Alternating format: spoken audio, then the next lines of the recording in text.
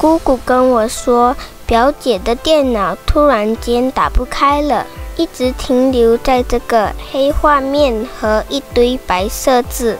我看了看，应该是硬盘有问题了，于是决定帮表姐的电脑换新的 SSD。SSD 已经收到了，我们现在开始修理吧。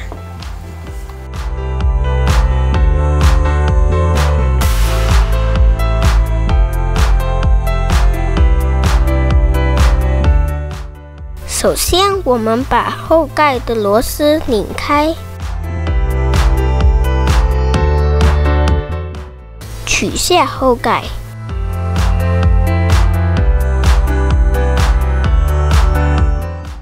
小心翼翼地把旧的硬盘取出。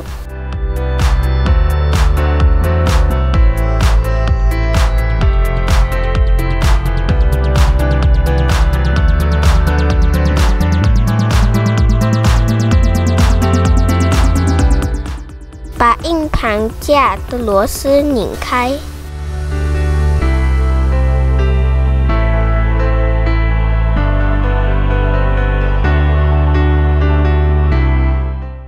把旧硬盘从硬盘架取下，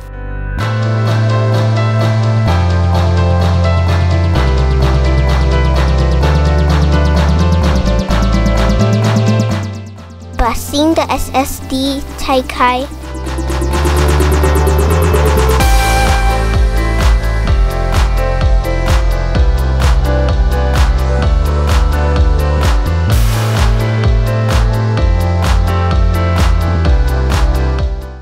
把 SSD 安装在硬盘架，并拧好螺丝。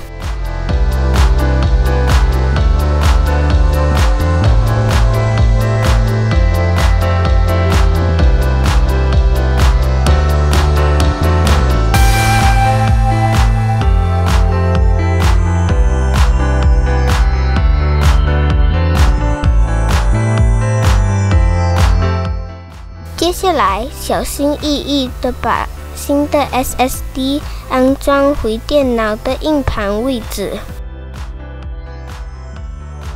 安装好了，就把后盖装上。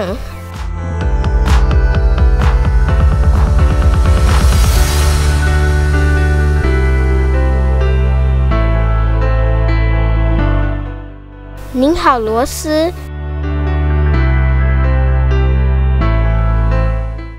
这样就更换好 SSD 了。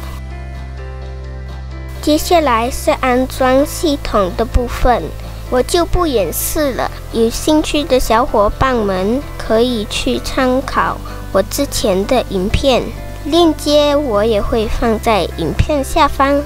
其实大部分的老旧电脑都可以通过这样的方式，把旧的机械硬盘换成固态硬盘 SSD， 来提升电脑的运行速度。